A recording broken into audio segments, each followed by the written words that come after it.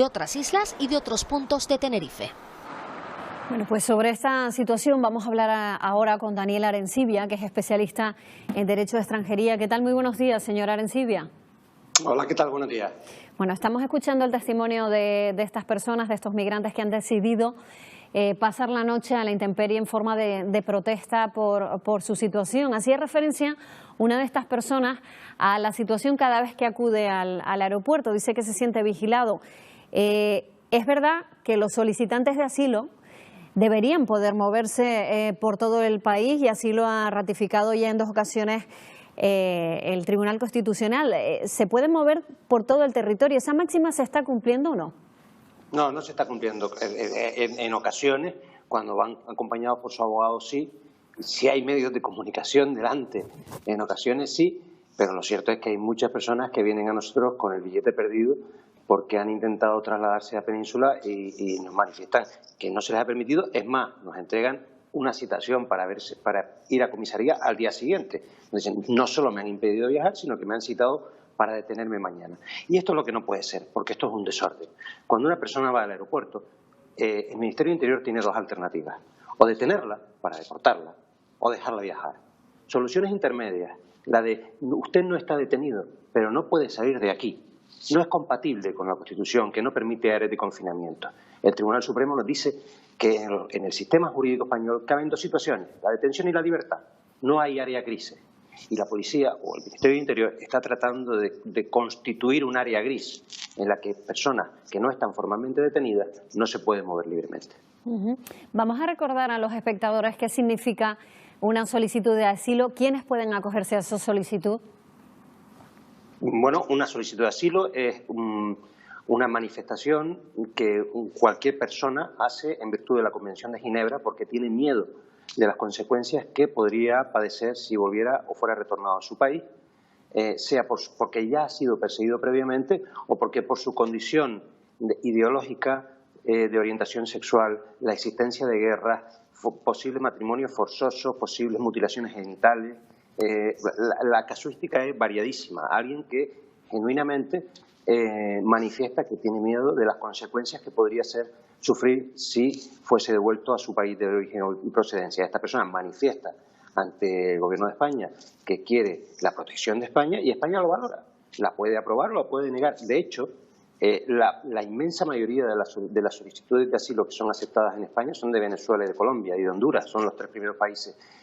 Muchísimas personas de África que solicitan esta protección les resulta denegada, pero tienen derecho a pedirla, porque no se trata solamente de que vengas de un país que esté en guerra o que no vengas de un país que esté en guerra. Es que es relevante tu situación personal en el país en el que estés, porque puedes haber sido perseguido políticamente tú de manera individual o tu condición sexual puede ser relevante también, independientemente de que no vengan de Malí. Claro. Hablamos de derechos y también de obligaciones, ¿no? ¿Qué derechos y obligaciones tienen los migrantes? Bueno, en principio tienen todos los previstos por la Constitución. Tienen derecho a no ser detenidos más de 72 horas, tienen derecho a si son detenidos más de 72 horas, deben ser puestos a disposición judicial, tienen derecho a asistencia letrada, tienen derecho a intérprete, si son solicitantes de protección internacional, tienen los derechos propios de la Convención de Ginebra, de las leyes que lo desarrollan en España. Y después existen una serie de programas de acogida desarrollados por el Ministerio de Migraciones, tanto para personas que vienen por mar sin ser solicitantes de protección internacional, como para quienes son solicitantes de protección internacional. El Gobierno de España lo que nos dice es que aquellas personas que son vulnerables, que considera así previamente que son idóneas para protección internacional, están siendo derivados a la península. Pero hablamos de 2.700 personas. No alcanza el 10% de las personas que han llegado. La estrategia o el plan que plantea el Gobierno para el otro 92% es que se queden a su suerte, que se queden en Canarias hasta que sean deportados. Y nosotros entendemos que eso realmente excede las capacidades que tiene actualmente Canarias. Ya en 2005, habiendo llegado 9.000 personas, el Gobierno del mismo partido, el Partido Socialista, aprobó un plan de traslados con acuerdos con distintas comunidades autónomas porque decía que 9.000 personas no podían ser atendidas dignamente, de forma eficaz en Canarias, y por lo que era necesario trasladarlas a distintos puntos de península. Aquí ni siquiera estamos hablando de eso, ni siquiera estamos hablando de que se les traslade a plazas de acogida en península, que hay A día de hoy hay una ocupación del 64% según el gobierno de las plazas de acogida, queda un 36% libre. Hablamos de personas que, no siendo vulnerables, tienen que esperar a su deportación, saben que tienen que esperar a su deportación, pero manifiestan que prefieren esperar a su deportación estando con su familia en Toledo o en Cuenca, que estando en Canarias contra su voluntad, sintiéndose como un gato dentro de un saco al que tratas de acariciar y seguramente te arañe.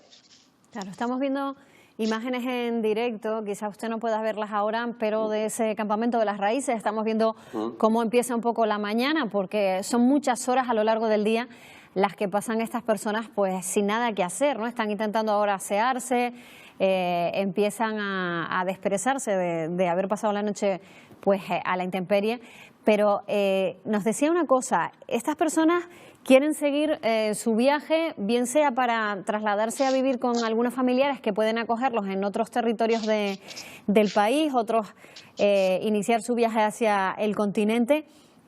Cuando alguien tiene documentación, cuando alguien tiene un pasaporte, también puede viajar como cualquiera de nosotros. Otra cosa es que no se disponga de documentación, pero también hemos visto el caso de algunas personas que con su documentación en la mano tampoco han podido salir del aeropuerto. Era el caso de 2 hermanos a los que hemos hecho seguimiento durante estos días aquí en la televisión canaria y finalmente podían marcharse en barco después de un periplo de muchos intentos, ¿no?, de salir de Canarias para irse además con un contrato de trabajo en la mano.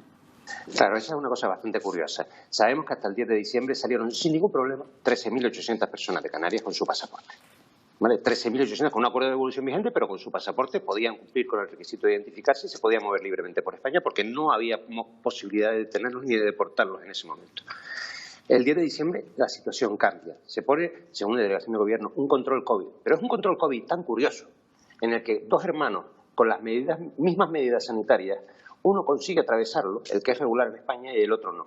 Nosotros entendemos que ese control COVID realmente es un control de extranjería, que no tiene sentido, es ofensivo que se ponga un control de extranjería entre 2 puntos del mismo país, porque es considerar que Canarias es extranjero respecto al resto del territorio nacional. No puede haber controles de visado para ir de Santa Cruz a La Laguna. Oiga, si usted a una persona la quiere detener porque tiene una orden de devolución vigente, deténgala, interne la denuncie o llévela directamente para deportación. Pero decirle, no, usted no puede ir de Santa Cruz a La Laguna porque no tiene visado, es una ofensa y una agresión al principio de indivisibilidad del territorio español. Hay una cuestión, según el Comité de Derechos Humanos de la ONU, los controles policiales de identidad por razón de raza son contrarios a los convenios internacionales y propagan la xenofobia. ¿Está pasando eso aquí en Canarias? ¿Está habiendo controles según la raza o el país de origen?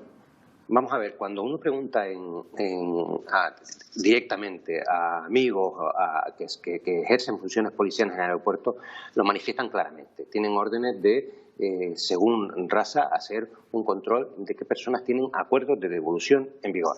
No se controla con los noruegos, no se controla con los argentinos, no se controla con los colombianos, no. Se controla con personas que se presume que vienen de África. Este criterio policial que fue mantenido durante muchos años en España parecía tan sano y tan saludable que hasta el Tribunal Constitucional de España lo avaló y dijo que era correcto porque ser de determinada raza permitía un criterio de probabilidad de que alguien podía estar en situaciones irregulares. Más posible en España que estés en situación irregular si eres negro que si eres blanco.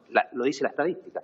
Y el Tribunal Constitucional avaló ese criterio como válido. Sin embargo, después de que la mayor de las instancias en España sobre derechos fundamentales, que era el Tribunal Constitucional, dijera que era válido, el Comité de Derechos Humanos de Naciones Unidas vino a decirnos que no, que eso era un incumplimiento del convenio, porque hacía pensar que las personas en función de su raza eran más sospechosas. Y eso propagaba la xenofobia entre toda la población. Hay determinadas actuaciones institucionales, como los controles raciales, como dar a personas, como lo que ocurrió en el muelle de Arguineguín, poner a personas a dormir en el suelo con ropa orinada, pegadas unos con otros sin respetar los controles del COVID. Cuando la población general ve que a estas personas se les puede tratar así, sin respeto a la mínima dignidad, la población asimila que a estas personas se les puede tratar sin respeto a su mínima dignidad, porque de hecho lo hacen las instituciones. Y si lo hacen en los controles, en los centros en los que están, en el muelle, o lo hacen en el CATE de Barranco Seco, o lo hacen en el aeropuerto, pues se propaga, y lo estamos viendo lamentablemente, actitudes xenófobas entre la población general, y es necesario que desde las instituciones se cese inmediatamente en este comportamiento. Pues Daniel Arencibia, muchísimas gracias por habernos atendido. Muy buenos días.